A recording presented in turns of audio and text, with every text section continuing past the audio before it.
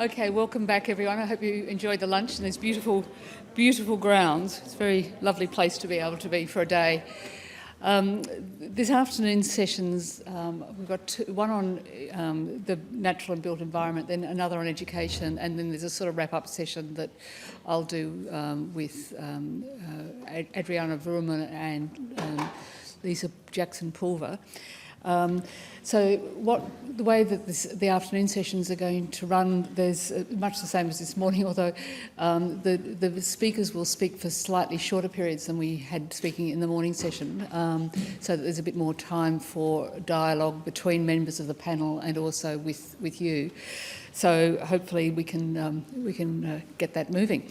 So the speakers this afternoon, the first session, Louise Adams, the Chief Operating Officer for Aurecon, David Schlosberg, who's a Professor and Director of the Sydney Environment Institute, Tone Wheeler, who's a Principal of Environa Studio Architecture, and Angelica Kross, a community activist.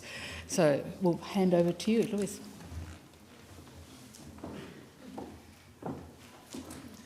Thanks, and hello everyone. It's an absolute pleasure to be here today to talk about the natural and built environment and what we can do to unlock community participation to drive for more resilient and sustainable outcomes. I've really enjoyed listening to the conversations this morning, a mixture of inspiring and but some quite interesting information in there that I wasn't entirely aware of. But what I'm going to talk about today is a little bit more skewed towards the world that I'm familiar with, and that is the world of infrastructure and the journey that we need to go on to transition our economy to net zero in this space. And you also probably pick up on a slight bias towards engineering, which I'll admit now I'm proudly unapologetic about. So one thing is clear, we all know that the action we take as a planet over the next decade will determine the world's climate for the next century. Each of us in our own field and our own way need to help to make sure the actions that we take are smart ones, not necessarily the easy ones. The health of our people, our communities and our planet depend on us getting this right and leaning into the conversation with all stakeholders. In Australia, as in every country around the world, decarbonising our economy and creating a more resilient future for our natural and built environment to combat the negative impacts of climate change is a complex journey. We need to navigate away from how we operate today industrially to a different model, one focused on net zero emissions, sustainable solutions and a more circular approach to the impact we have. That means questioning every aspect of our energy, process, material and mobility decisions across every industry that we operate in. It's a monstrous task by any measure. But before we can talk about action, before our communities can come together and strive for better outcomes, before we can begin beating on the drums of progress, we must first understand and address three significant challenges that I believe risk derailing all our efforts. And it's these broad, overarching challenges that I wanted to touch on today to set the scene, and this is where I spend a lot of my time advocating and driving for change. The first of these challenges is the critical skills shortages we're currently experiencing across industries key to the development of better outcomes for our natural and built environment. In 2021, Infrastructure Australia released a report on workforce and skills supply which stated that by 2023, that's next year, there would be a shortage of over 100,000 workers to deliver on the country's current infrastructure pipeline. And whilst this might seem already dire, if you overlay that with some of the unknown pipeline of work required to transition the nation's economy to net zero, and these numbers spiral exponentially. Then consider that specialist skills around STEM and engineering in particular, the demand for the skills in this space are at an all-time high. STEM occupations are increasing twice as fast as non-STEM occupations, with projections showing that they'll continue to grow by 13% over the next 5 years. Australia already has a critical engineering pipeline shortage, but we continue to see a general decline in participation by domestic students in engineering. Couple this with a sudden reduction in international students and skilled migration off the back of the COVID pandemic, and you have what can only be described as a perfect storm.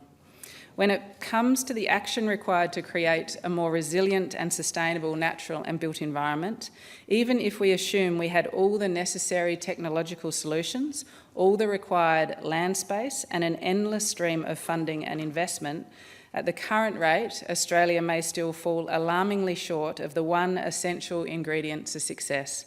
We simply might not have enough people to get the job done. So we have work to do, but even if we acted immediately and prioritise all the various solutions which have been identified, it won't be enough. This skills gap is so large, we're still going to be tens of thousands of people short for many years to come, which means we really have to look at the problem through another lens. This is a supply and demand issue. The solution can't just be increasing the supply, it's also got to be about reducing the demand. And that brings me to the second challenge, that key industries critical to reshaping our nation's natural and built environment, such as the construction industry, have traditionally been laggards when it comes to the uptake of technology and innovation. Now, the reasons for this are complex and many, but if we are to achieve the overarching goal of a more sustainable natural and built environment, then we must include the sustainability of these industries in the mix. In the same way we are challenging what infrastructure we need to develop, we must at the same time challenge how this infrastructure is being developed. We must seek to deliver infrastructure in an environment that incentivises shared knowledge and innovation and drives improved efficiency and productivity as a default position. In my view, we're left with absolutely no choice. We must make these sectors more productive because we don't have enough people to push them forward otherwise.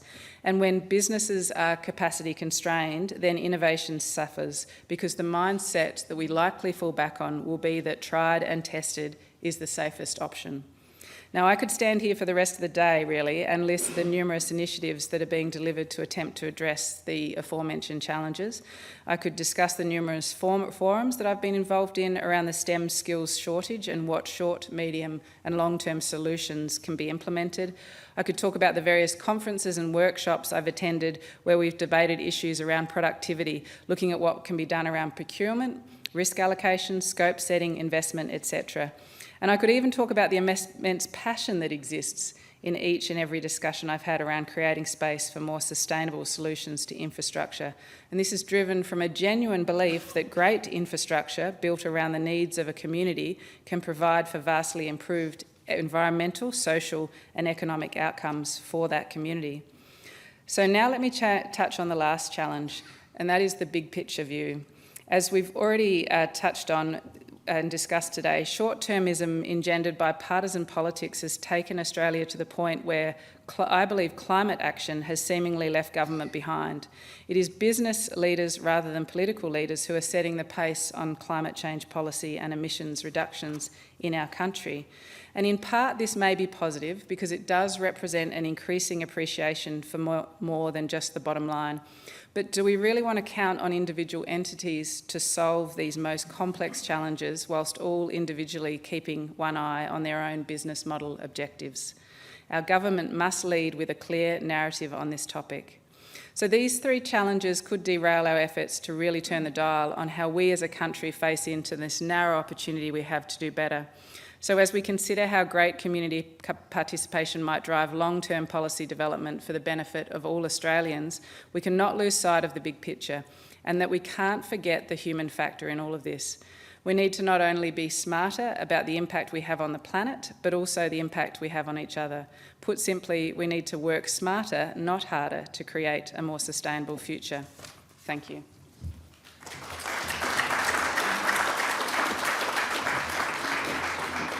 Thanks, Louise. David. Thanks, and thanks for the opportunity to talk and actually to focus on this theme of communities as a seedbed or a source for responses to both social and environmental challenges. So I'm a professor of environmental politics, but I don't do the usual thing that professors of environmental politics do, which is to talk about environmental policy, ideal environmental policy. My interest really is on this idea of the way that impacted communities respond to environmental crises, the way that communities respond in their actions, their demands, and their own theorizing about environment, power, capital, race, and necessary transformations. So I just want to talk briefly about a few different examples of the change and contributions that impacted communities make, both in sort of understanding the reality of environmental crises and disadvantage, and then in designing potential solutions there. And I'll do that by talking a little bit about what my colleague Danny Selmayr and I are calling grounded imaginaries. And these are designs and practices that are actually already being designed, imagined, implemented in impacted communities. So when it comes to climate change, community action often illustrates a counter to the common narratives, the common imaginaries that are out there. And the common imaginaries really include the business as usual approach, coal is good for you, we'll be right, and all of that kind of denialism. Then we have the other side, which is the doomist imaginary, the collapse of everything is coming inevitably no matter what we do, and we should just focus on taking care of our own patch. And then third, of course, is the techno-fix solution, that the billionaires and their capital will come along and fix everything, or break everything maybe. And those dominant imaginaries just don't come from communities, from community knowledges and experiences. They come at the expense of communities, and in particular, disadvantaged and vulnerable communities. Those sort of top-down imaginaries ignore and disempower and do harm. So crucially, what they ignore is what is actually happening on the ground, what communities are already doing to respond to climate change, creating community energy grids, local food systems, sustainable supply chains, coordinating ground-up emergency responses we heard a bit about this morning, how people eat, how they produce, how they acquire, how they consume food, energy, and other needs, how they respond to climate emergencies, how they live in relation to the natural world, can challenge existing imaginaries and engender new ones. So we're working with a number of partners in India and in Australia to examine existing grounded practices, transformational practices, farming and water management in northern India, local food production on the New South Wales South Coast. And imaginaries might be the wrong term because we're talking about actual practices, what people are doing. It's not utopian ideals, it's praxis, it's real action. The second example I wanted to give here was a way that those kinds of imaginaries have actually manifest in thinking about policy differently. And here I want to talk about the environmental justice movement, because that really illustrates the normative and pragmatic contribution that impacted and disadvantaged communities have made to discourse and to policy and to practice. So of course the idea of environmental justice is that some communities are inequitably exposed to environmental risks, some communities are routinely disparaged and disrespected, somehow they are deserving of pollution and toxins, that some communities don't have any say on policies that impact them every day, that they just don't have their basic needs and functioning met. And this idea of environmental justice comes from the everyday lived experience of multifaceted injustices from African American communities in the US to Aboriginal communities here. And these impacted communities developed a thorough, grounded, material analysis of the impacts on their everyday lives. Lead poisoning, childhood asthma rates, cancer clusters, contamination of rivers and aquifers, climate anxiety, the decimation of sacred places and cultural practices. Those experiences on the ground have led to this kind of analysis, the reality of environmental injustice and the structures of power and capital and racism and colonialism that create, maintain, and profit from it. But just as important as that sort of grounded analysis is what communities demand that governments do and what communities are doing themselves. And what's amazing, even in the US, is that a lot of, if not all of, the recent environmental and climate policy that has been passed in the US has had environmental and climate justice elements to it.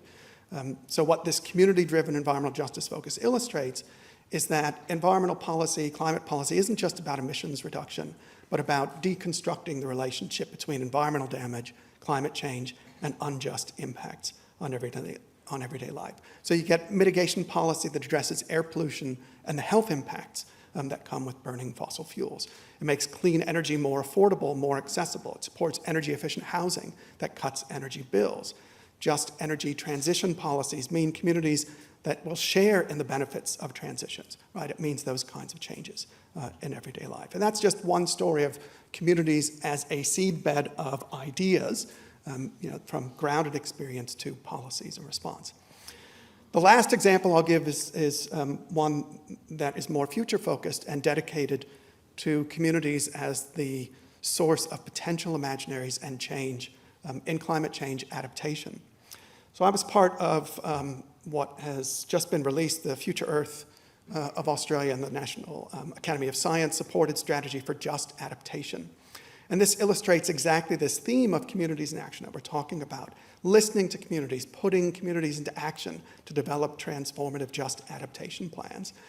And what's crucial about the just adaptation strategy is that it's not just about addressing climate hazards and potential disasters, but it's about the converging crises of climate change and inequity and vulnerability. And it aims to address a number of impacts and injustices simultaneously.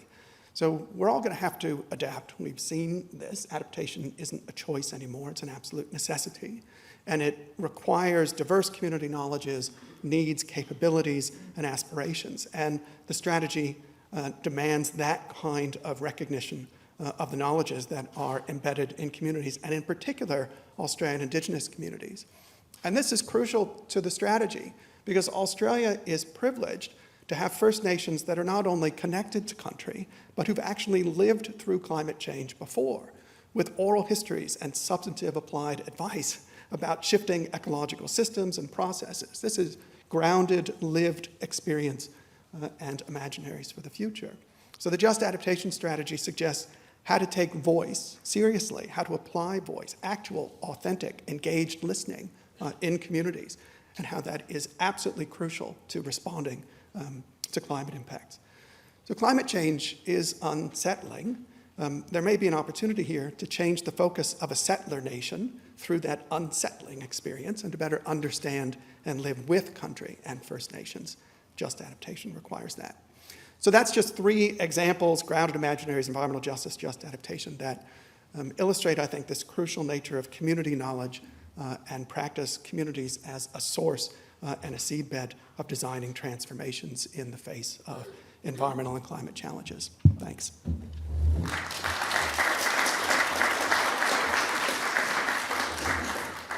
Thank you, David. That's quite inspiring, those the 3 examples that you've given. We'll discuss them some more. Now, Tone Wheeler.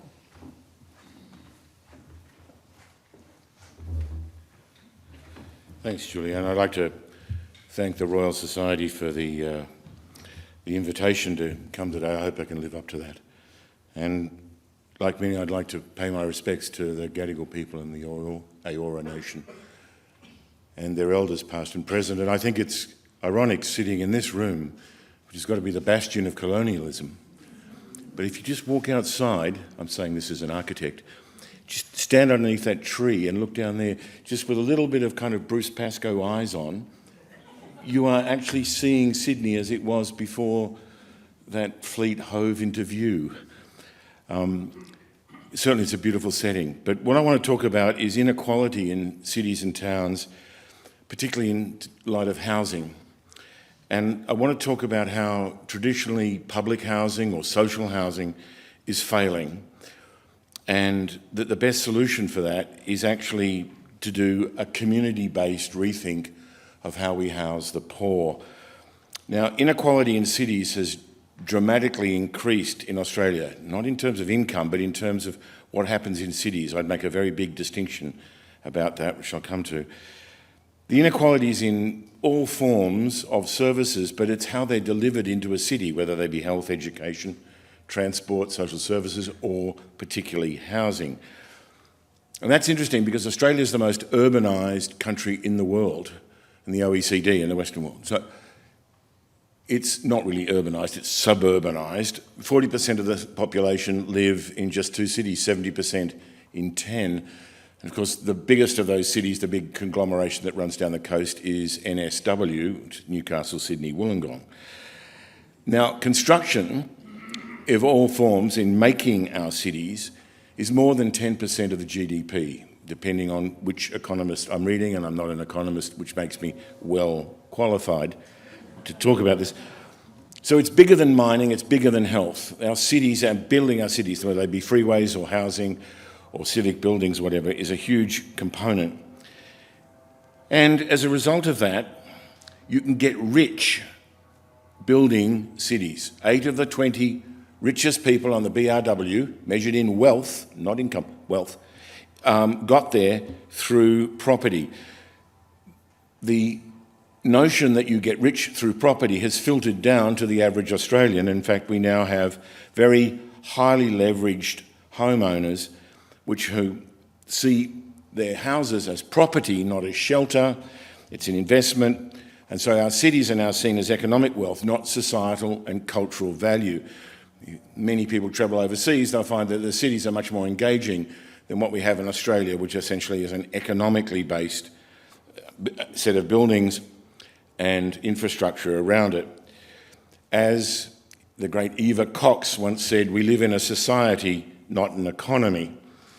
Or as Jack Lang, the French one, not the Labour Premier, once said, économie et culture, même combat.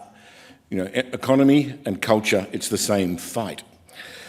Now, what economics in cities has done is to exacerbate inequality in terms of wealth. Richard Holden talked about there being relatively constant inequalities in income, which, as I read it in economics, is about a factor of about 12 between the top quintile and the bottom quintile. But the difference in wealth is a factor of 72. That's the difference, that most Australians are chasing wealth, and they do it through property. Now, our cities have this difficulty in the way in which they provide services through buildings, and that too is a matter of inequality. You think of things like access to public spaces and so on, or health, things like public versus private hospitals. We've privatised that. And I'd give a shout out to mental health that was mentioned earlier on, because as part of my architectural practice, I've designed a couple of buildings that have been deeply involved in mental health, the Wayside Chapel that many of you would know up in King's Cross, and the MSIC, the Medically Supervised Injection Centre, run by the great Dr. Marianne Jauncey. And that taught me a lot about the way in which our buildings are not fit for purpose for the diversity in terms of mental acuity that we have in our society. Or in education, I've written about the difference between Cranbrook and Cranebrook. One is a very, very wealthy school in the eastern suburbs, the other one's in the far western suburbs. I might say, look, I'm going to pass over this very quickly, but if you want to find out, it's just easy. I've written 150 columns on a weekly basis for Design and Architecture magazine. It's mostly about design and politics. So most of this outrageous stuff I'm saying you can back up by reading it. It's easy to find. It's called Tone on Tuesday. God, do I regret that idea from the editor. So we have this inequality in terms of retail, in terms of what is public space in the city or what is private space in a suburban shopping mall. But the greatest point of inequality is in housing. And in Australia, we have two kinds of housing by occupant. We have owners and renters. And the owners divide into equal parts. So 1/3 of Australians own their own home outright, no mortgage. And they are the people who are buying a second, third and 27th home. And they're the ones that are driving the inequality that I'm going to be talking about. The second form of owners are mortgagors to the banks, the mortgagees. And they're, again, about another third. And they're usually referred to as families, although they may not be. But that's where the politicians concentrate their idea of who needs help in housing. It's to buy a house. It's housing affordability. We are still stuck in Robert Menzies' idea of the forgotten generation. But there's another third of people who rent, and they rent mostly now on the private market. And the private market is dominated by those people in the first third who own several houses. Now, recently there's been a whole lot of things about there being a housing shortage. There's no housing shortage. We have actually more houses in Australia than we have households. It's just that they're not distributed equitably and they're not distributed on a sensible way. We've managed to take a huge amount of the housing that's owned by the first third and put them into Airbnb, which is much worse than long-term rentals in terms of taking it out of the hands of people who could be living in it. Very poor households, and we heard figures of it, 13% of Australians live in poverty and 16% of the children. So what we're talking about is 1/2 of that third who are renters are so poor that they can't rent on the private market, and they need support from social housing. Now, we used to have good programs of social housing. In the 1960s, for instance, immediately after the war, there had been a period of great growth. And even before the war, there was periods in which social housing was seen as a very valuable thing to have in Australia. In 1927, they built a very beautiful series of 2 up, 2 down residences that run along Bridge Road in Camperdown.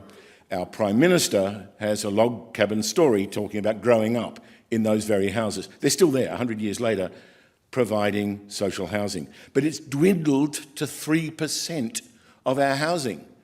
And yet there are, I would estimate, something like half, 15%, need some help with their housing. They'd be looking for it from the government. So what's the government doing about it? Unfortunately, they've walked away from the problem, crab walked. You'd only have to look at what's in the recent federal government budget. There's a 3-page takeout for it. It's risible. It confuses the words affordable housing, which is what renters are looking for, with housing affordability, which is what the middle third are looking for in their mortgages. It's a terrible document, and there is a full disclosure. It's there in Turn on Tuesday last week. I'm never going to get a job in Canberra again. So with the government programs almost entirely disappearing as social housing, why is it that the government doesn't address this thing which it used to think was so important? Again, I go back to economists, and I read that Australia has a very low tax to GDP ratio. So various documents put it somewhere between 27 and 28.5% of the GDP in Australia is collected as tax for use by governments of all kinds. That's very low. In the OECD, the average is 33% and the highest is 40%. There's no reasonable Western countries that are as low as us, except for the United States. So what happens if you choose not to fund certain things? You develop a huge industry of philanthropy, which is, of course, what the United States get by on, and of course the UK does, but we don't have that. And curiously, in the federal budget for the housing, they flipped it and said, philanthropists are not going to do enough. Now we have to raid the superannuation, which is people's private savings that they've made untaxed without the tax take. Are there any alternatives to this?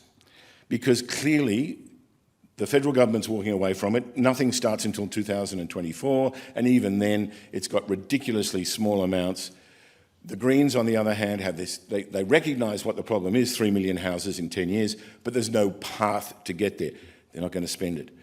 The New South Wales government has walked away from it. It's removed all the houses in Millers Point. The current Premier described one of the purpose-built public housing buildings as a car park, which I think was an insult to the building, the architect, but mostly to the residents of that serious building, which is now being converted into owner-occupied housing of the first third. I'd like to leave you with 3 things. Again, like David, I have 3 ideas of what we might do in terms of an alternative to that. One of them is community-based housing, where you define who the community is. And to understand why this is important, you have to think like a developer. Let me just backtrack for a moment. To understand the difficulty in building social housing, or community housing, on a profitable basis for the poor, you have to understand how developers work. So let me give you a quick rundown on developers. A building that's going to be sold to people for, let's say, apartments, it has 3 components to it, 3 equal components: the cost of the land, the cost of the construction, and the profit margin. Yes, 1/3 of it is profit at the end. Why are so many people in Australia wanting to be property developers? Because there's that huge profit in it.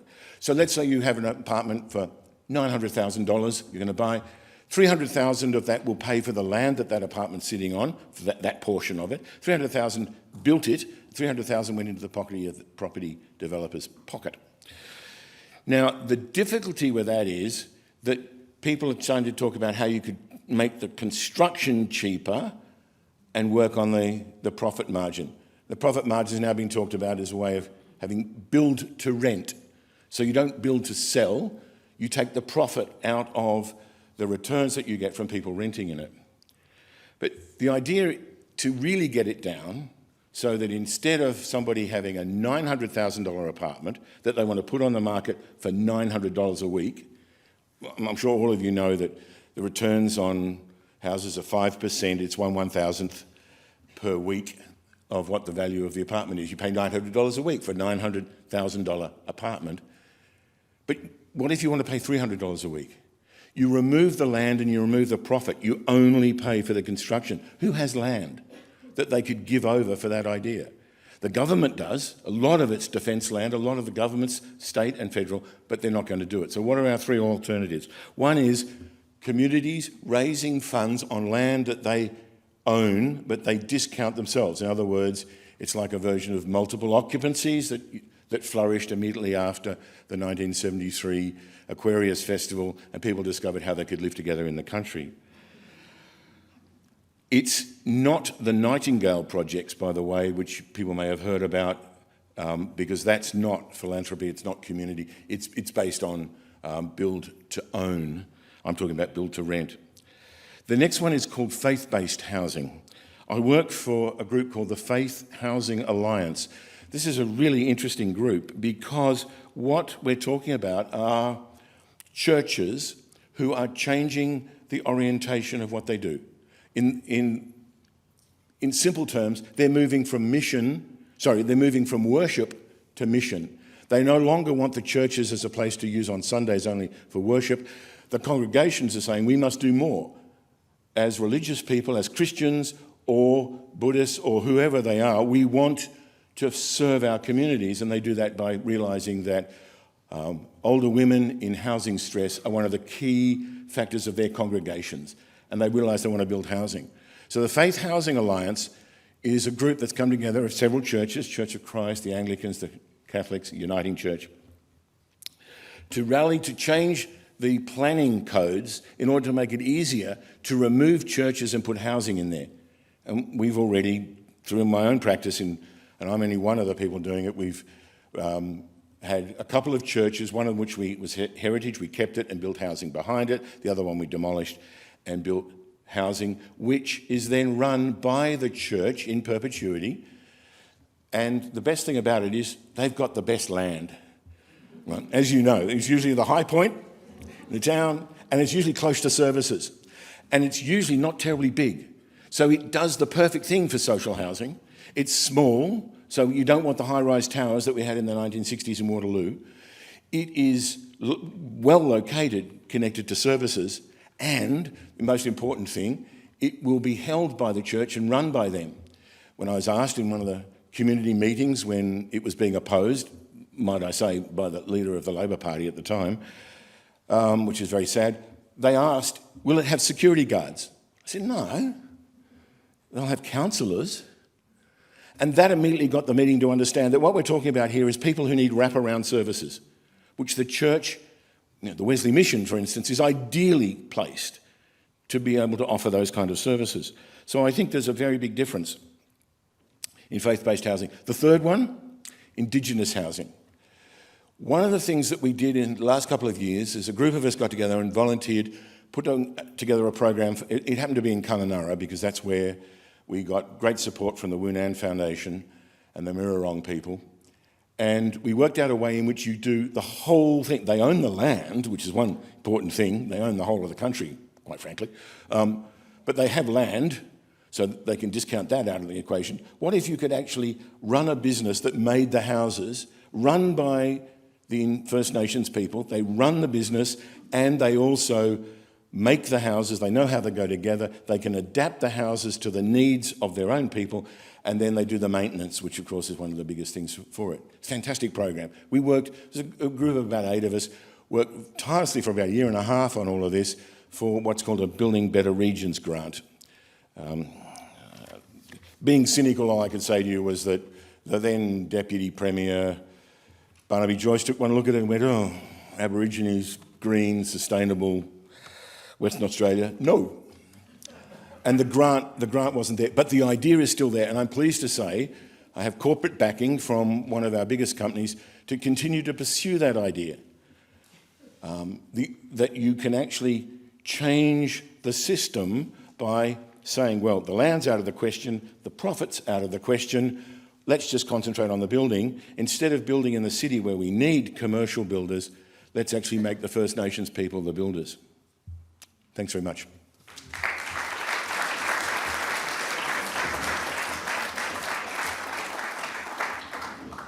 Thank you, Tone. There's no shortage of good ideas, so it's the next steps which is going to be interesting to watch and progress. So, Angelica, you've got some insights into that process.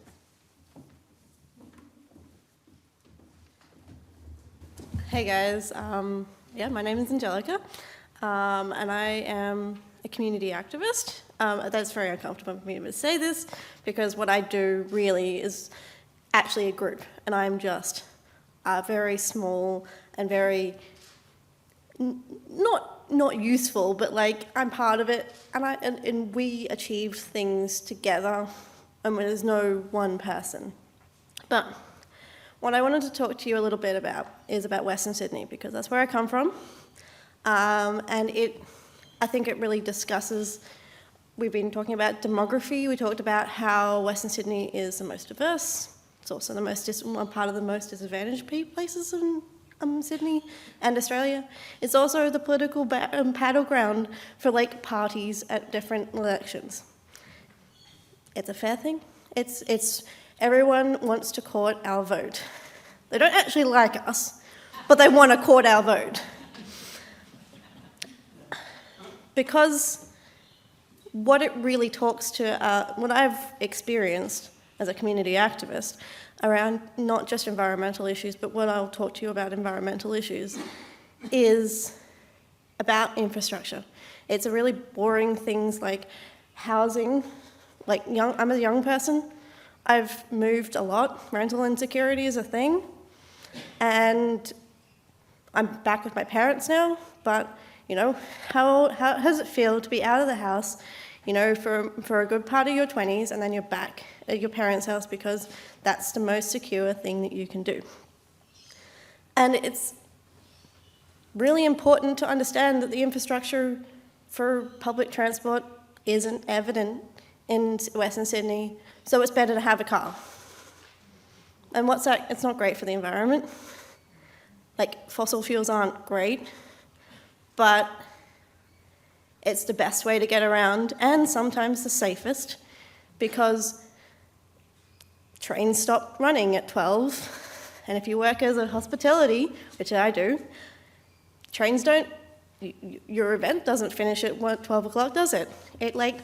I walked 4 kilometres home from the train station because there's no infrastructure, there's no way to do this, it isn't the safest, but it's what happened because I need to do that. And there was no way that I was going to, and it's part of the reason that I continue to campaign for better infrastructure, for better transit. And it's a young person's problem.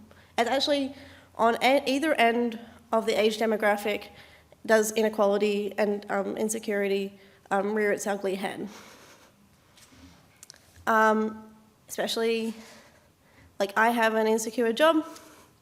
Hospitality isn't, known for, being great. It's low paid. People think we're low skilled. And it's important to see what infrastructure and urban living looks for us so that we can be part of a solution instead of being part of the problem.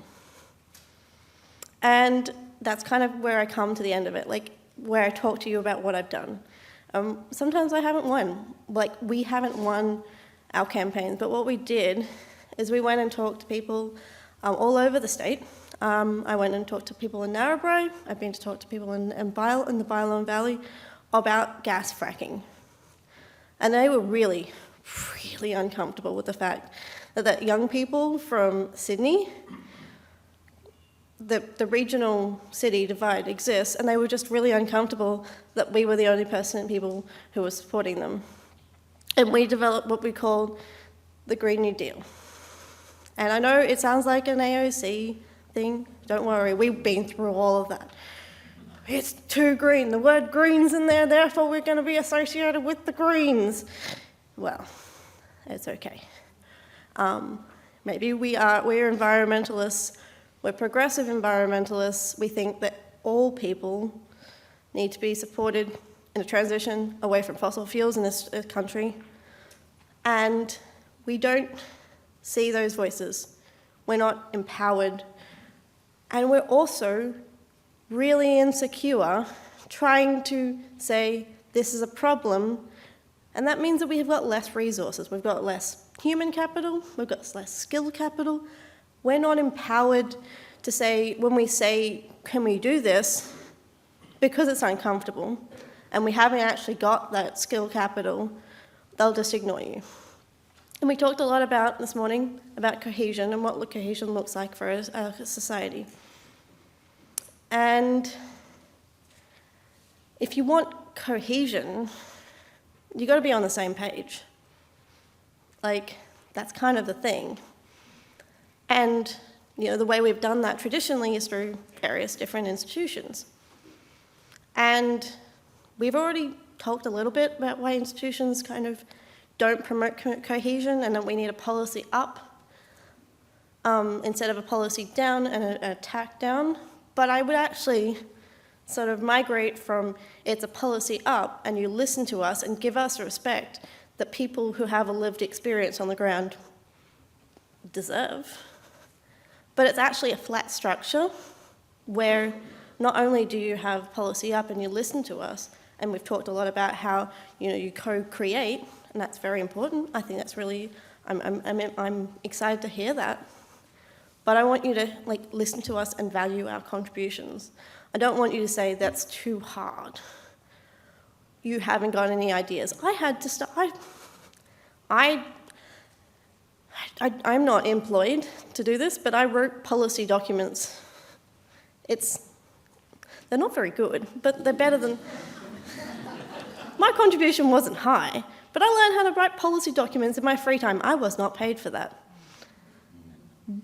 Those are resources I'm expending instead of going to the pub, instead of going out with my friends, instead of living, doing other things.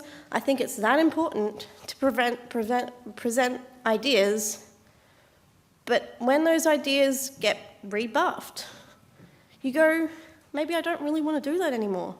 Maybe I don't want to actually present anything to do with environmentalism. I'm certainly not trained. Maybe I don't want to do it. And I think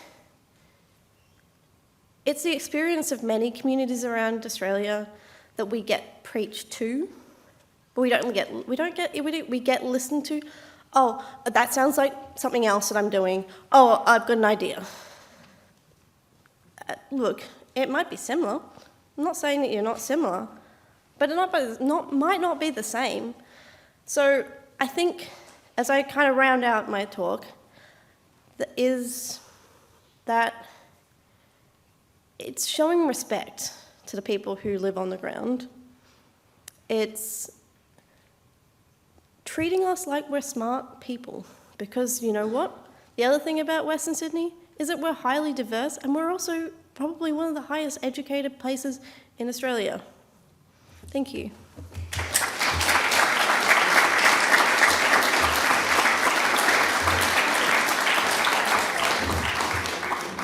Thank you, Angelica. Keep doing that reading at night instead of going to the pub. You're going to make a big contribution.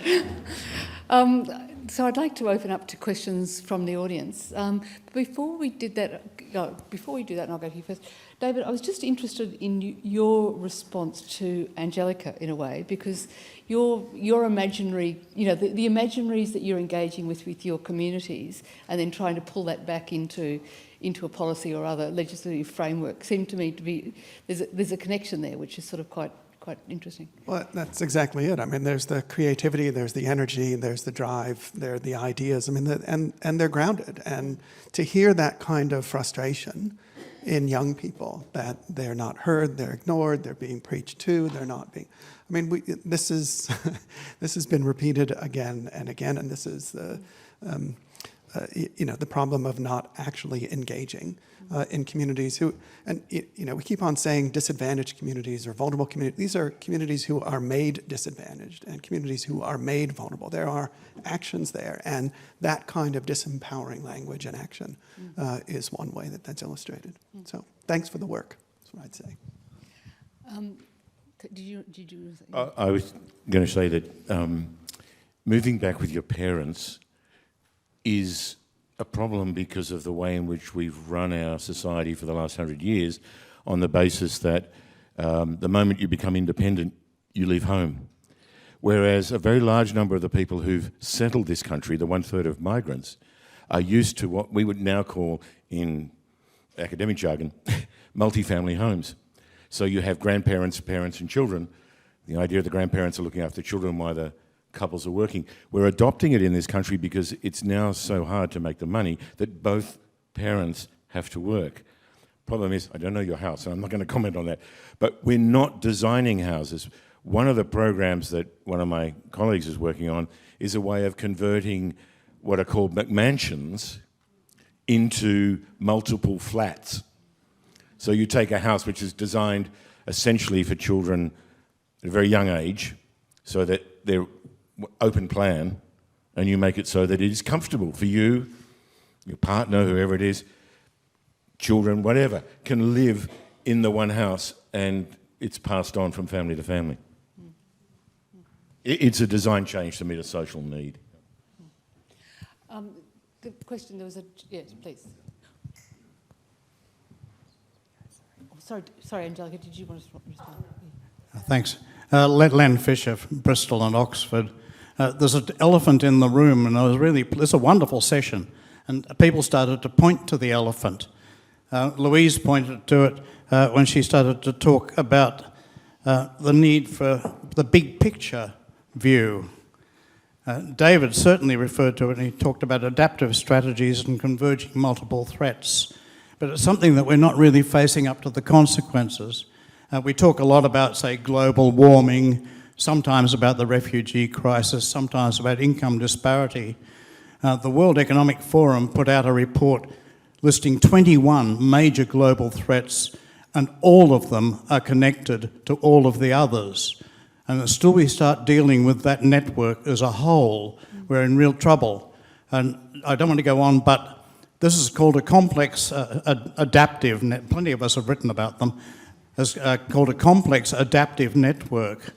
And one of the features of a complex adaptive network is it can suddenly change without warning. You can get crash, as you had with the network of banks. You can get all sorts of sudden changes which you have to be ready for. And there's only one way of governance that lets you handle that. And that's a way of governance which is flexible and fast. And that doesn't work with any of our current systems where a government is based on dogma of the left or the right or whatever. They're based on a set of rules and things have to fit. So how do we deal with this need for flexibility and for sudden change, covering for sudden change? Louise, that sounds... Yeah, look, it's a complex question. I mean, I think you're absolutely right. The bigger picture, and that's why I made the comment about in Australia, the lack, certainly in the past, we're starting to see a bit of it now, but the lack of government leadership in what this journey looks like, because we need to bring all these different pictures together. And if we do leave it up to private businesses, and there's some credit in those private businesses doing what they're doing, but they will do it down their individual lens and in the silo and through a lens of they may do it with good intent, but the unintended consequences, because they're doing it for what's good for their business, will flow through.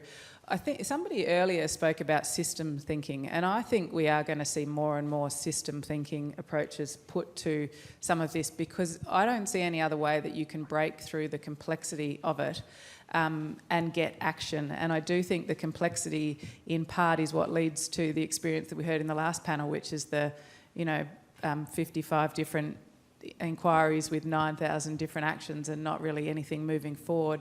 You get that pandemic that was referenced. So I think there is a role to play in systems thinking and start to see that play out more. I can't see, though, how we can take these steps forward without a very clear overarching narrative at a government level. And yeah, we could talk all night about the complexities of how that trickles down through the federal, state and local governments. I think the other way of responding to that, though, is by talking about complex systems and something like a collapse or an emergency, and just look at the floods, look at the fires, and then look at the community response to that. And the governor talked about that this morning, about an Aboriginal woman saying she knows where people are, knows what their needs are. I mean, there are folks in communities who completely understand those complex systems. And those are the folks who are organizing spontaneously in the midst of disasters, in the midst of flooding, in the midst of fires, to save each other, to save animals, to support communities, and to clean up and to rebuild and all of those things. That complex knowledge is there, right? And I think what I was talking about before and what Just Adaptation is looking for is just a recognition of the validity of that knowledge, right? The recognition that complex knowledge and response to emergency, it's already there if we just pay attention. You're talking about response. What we're talking about is doing something before the event. That's a very different matter. Well, this is another thing that we're working on now, and a number of people are looking at the way that communities self-organized in response to disasters so that we can formalize that knowledge, so that we can incorporate that knowledge in risk reduction going forward. Right? I mean, the problem with a lot of these events is after they're over, nobody talks to residents. Nobody tries to get an understanding. I mean, when we go in and do focus groups after disasters, the first thing people say is, I'm so glad you're here. I'm so glad someone is listening to us, right? Nobody has come to us and asked us about our experience. So, yeah, I mean, there is the potential of using that systems knowledge to lower risk going forward, right? It's just a matter of paying attention to it. I take the point that we've reached 1.5 degrees already and we're heading for 2.5 and it's not going backwards. I've got very little confidence that the way the world is at the moment, so I've written about the way in which we try and address those threats by having a ready reaction to them. And one of the things is that what you're describing, in a way, the cynic in me would say, well, the Rural Fire Service and the SES and so on are volunteers. It's a form of philanthropy. It should be governments funding it and funding it properly so that you don't have to beg and go and have a cake stall in order to get another rural fire engine for it. We're going to see more fires, we're going to see more floods, we're going to see more cyclones, more damage being done, and we're going to call on volunteers to fix it up. I don't deny the knowledge, I just think the knowledge should be codified, paid for by the government because it is a way of maintaining communities. Otherwise, the communities like Lismore is going to eventually get exhausted by it. And I think you have to address the effects of climate change. Can I ask you a question on this, in reference to the very, very good thing that was asked? Most of your activities, are they to do with climate change or the effects of climate change? I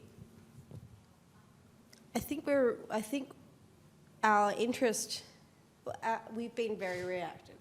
It has been, there's this amount of climate change, we can see it through these crises, what are we doing now to mitigate and adapt? And we put our heads together and we chat to people and we say, well, this is potentially an option. I think our reactive work in a community is usually reactive because we're often not given the resources to start doing it before it happens. Thank you. Next. Yes. I'll take some from this side because I've got a blind spot on this side because there's a big spotlights over there. Hi, I work in youth mental health activism, and Angelica, I really resonated with a lot of your opinions that you said about having youth voices and also on-the-ground voices at the forefront. So given the crowd here, I was just wondering what you think is the best way for institutions and for the government to be working with young people and people on the ground with lived experience when looking at environmental issues or just societal issues in general? It's that's a hard answer. But I think I did talk a little bit about how it's a ground up. It's a flat structure where grassroots activists are treated with respect in the rooms, and they're invited to the table. Often they aren't. They're often just like, an academic speaks on the grassroots activists, and I really appreciate the Royal Society for bringing me on the table, because that represents a great change. And even though I'm not trained in a tertiary sense, I'm a teaching student, guys. Really, not any way related to climate or infrastructure, but I like to think that I think the way that institutions should is to invite them to the table, and they should, when they say something, write it down. Look, it's really boring. I haven't got much. Really, it's a hard question, and I'm. Okay, thank you for that answer. There was a person sitting in front of you. Actually, this was also a question for you, Angelica, and it follows on from that. And I just wonder, thank you for being a community activist, first of all. But also, what, as a young person, what are the top 3 things that really worry you and your friends? So there's obviously climate change, but I'm interested, I guess, in the other 2. I think it's the gentleman next to me has just laughed. Hey, can you do it for 3? And I'm like, I think it's inequality. I think it's vastly just inequality. And we've talked about how economic and health and Indigenous and climate are all built into qualifiers of inequality, right? So it means sometimes that housing, the right for your property not to increase might be a thing. You buy a house and that's it, you live in it. It's a shelter, it's a human right. It's yours, potentially. You lease, essentially, to our First Nations. And then you don't have a right for your property to increase, right? So that's like that. It drastically changes the way that we use policy to incentivize. It's also like writing legislation so that rental properties have to have solar panels, because rental properties don't. But a person who owns a house can make changes and modifications to make it more climate and environmentally sustainable, but a renter doesn't have that choice. They can't install something because then it's the rental property's installation. It's changing legislation to make that a standard. I don't know, I'm not a lawyer. I don't want to be a lawyer either. Okay, next question. Yes, over here, I think. Yeah. Thank you very much, panelists. Tone, I was just wondering, on the question of inequalities, the have and have-nots, that's actually extending quite large in society from the younger generation to the more older generation. And I suppose maybe this is something that links with Louise's. So we have a shortage of workers in this country, and we have 1 million properties on Airbnb or stays for short-term rental. We have a crisis that homeless people are rising, floodings across the East Coast. If we are going to bring in more people that needs to be developed for our next generation of decarbonisations and engineers and workforce, where are we going to house these people, and how are we going to help the Australians inside the country who don't have shelter? And so how do we actually address this complex system where we want to maximise the opportunity of economic prosperity, but that prosperity needs to trickle down to people like Angela, who can participate in all aspects of and fabrics of society, because I think that's an important question, that policy self-setting is not giving representation effectively to make sure that the different voices are heard in order to address what would be a good outcome for all Australians. Okay, thank you. Thank you for that. I think the biggest issue that threatens Australia and the world at the moment is climate change, but the way in which it's felt is that it's felt unequally and it exacerbates inequality. And I think it's really interesting that Angelica's answer to that question diverted to housing. Because I used to think that it was just because I'm an urban designer and architect that I'm obsessed about housing, and that's where the inequality is. And I see it. But most of what I heard today actually reinforces my idea that I'm right. The biggest source of inequality is in housing, because if you don't have safe shelter, it affects your health, it affects your mental health, it affects your relationships with your community, and therefore I think housing should have been a major focus in the budget rather than a series of what I described in my article as Morrison on steroids. So you can see that I'm not without some partisan belief in this, because you read it, the 3-page, read it. It's terrible, and it gives me no hope. The answer to your question, I think, is forget the federal government. I've got no idea. State governments do. West Australia has got fantastic programs for homelessness. They have a minister for homelessness in the title. I think that's important. Queensland and Victoria have much, much better programs for social housing.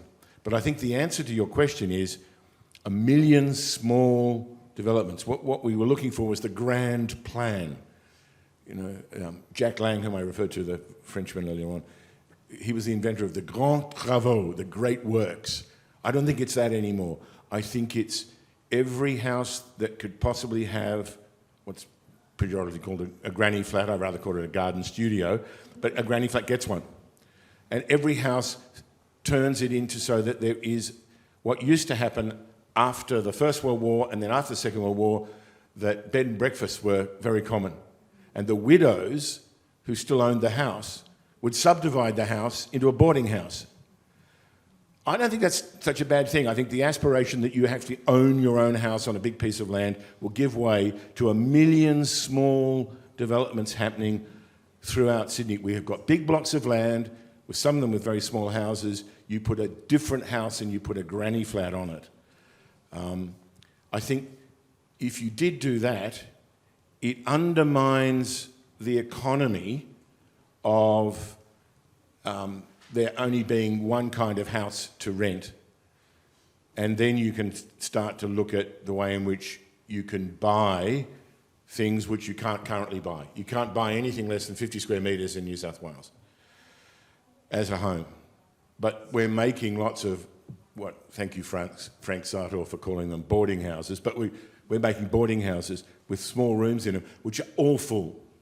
The most popular investment at the moment in my business is with clients wanting to build boarding houses. Why? Because it's a form of diversity of housing.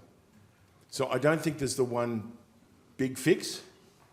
I think there's 4 or 5. I think there's changing what you have on the suburban blocks of land. I think it's changing what you build in the cities.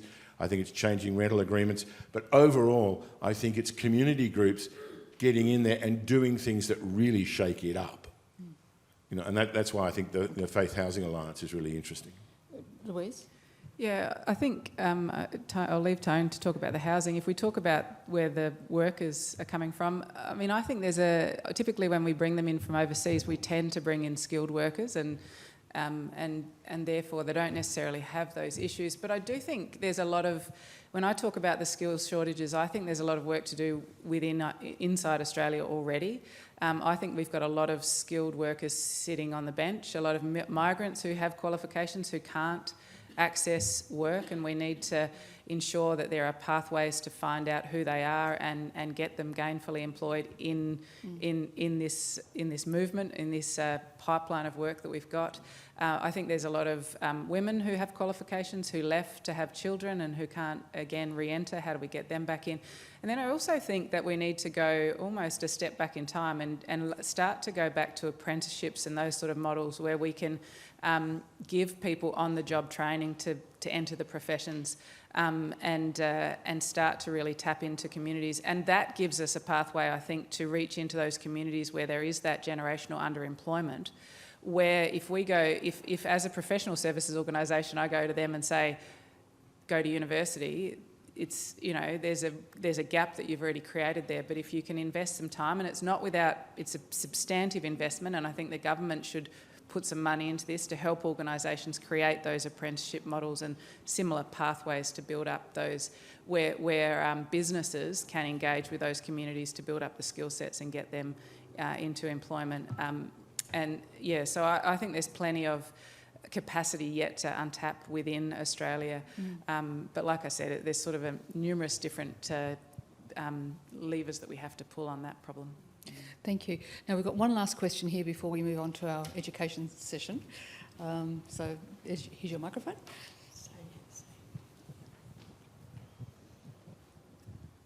I'm Judith Wielden, and I happen to be Vice President of the Royal Society of New South Wales. And I'm an educator, that's my background. I've taken extreme interest in everything that's been said today. I think it's been an absolutely excellent program, Susan and colleagues.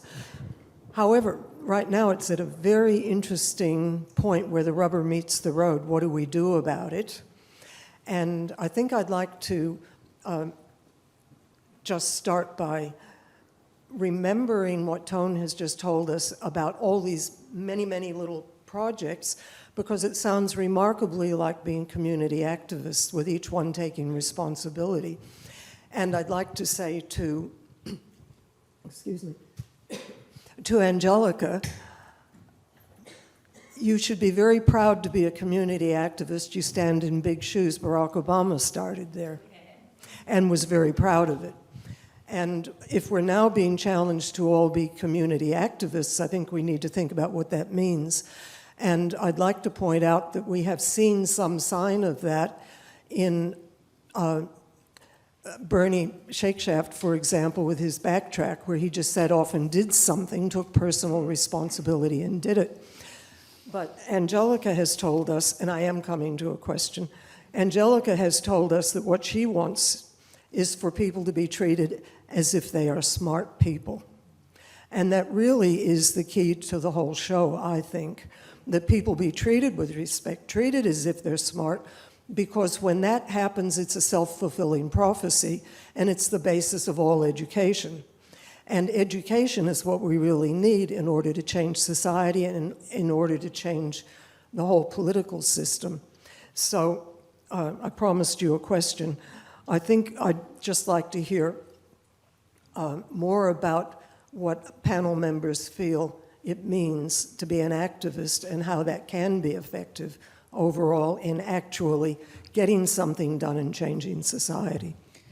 Thank you. Can we just keep the answers quite brief? Thank you. Thank you. I think it comes down to a question of democracy, right? And I often say we don't have a democracy, we do a democracy. We do it. It's an active thing that we do all the time. It's about turning up to boring meetings. It's about writing down things. It's about listening to different people who you don't agree with, and also electing people, but then getting rid of them if you do not respect your behaviour.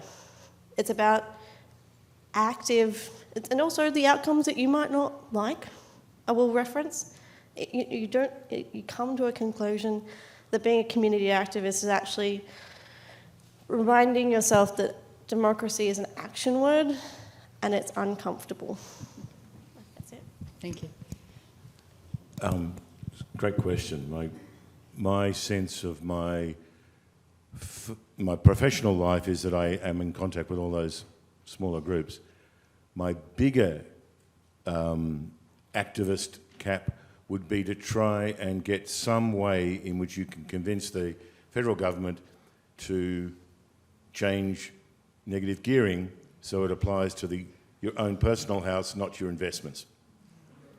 And I've been lobbying that, and I've worn out paths trying to do that, because that along with capital gains tax, that's what happens in the United States, and it would radically transform how we see our housing, that we put regard into your own house and not into property development.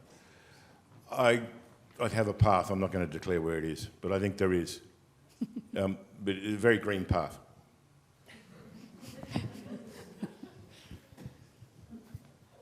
I think this question of respect is absolutely key. And one of the things, sort of in the history of environmental activism and environmental movements is governments and corporations are afraid to talk to activists because they're afraid of what they're going to hear. And they think by ignoring them that they'll just go away. And of course, they don't go away. They make bigger trouble, which is great. Right? But there's plenty of evidence that, and the environmental justice movement is a good example of this, folks just want to be heard and respected. Right? If you hear and respect people, you may actually be able to negotiate with them. Yeah. Right? And there are just innumerable examples of that. So yeah, I think that idea of respect for people's knowledge and input is key. As a person from big corporate here, I might couch it in that space because I think it needs to, there's a lot that corporate could do in this. I think it, for me, is about being active, which is the opposite of being passive. I sat down recently with our leadership team, Australian leadership team, and we went back to the early 1900s and we picked out some of the top 10 things that happened in the world in the early 1900s, and we had a reflection of what we thought about what happened. And it's amazing when you do that, how much you sit there and you go, how did society tolerate that happening? How did the world let that happen? How did political leaders, how did leaders let this go on? Some of it you think is good, but there's a whole lot of it that you sort of sit there in hindsight and say, how is that tolerated? So then we challenged ourselves to go forward 100 years and reflect on the legacy we think we are leaving through the lens of what our future generations might think of us. And I think when you do that and you look at things like climate inaction and you look at things like inequality that we've discussed today, you don't necessarily paint yourself a pretty picture of what our future generations might think of us as leaders. And I think that's a really powerful way to then get up and look at yourself in the mirror and say, right, it is time to get more active rather than passive. Thank you. Thank you very much.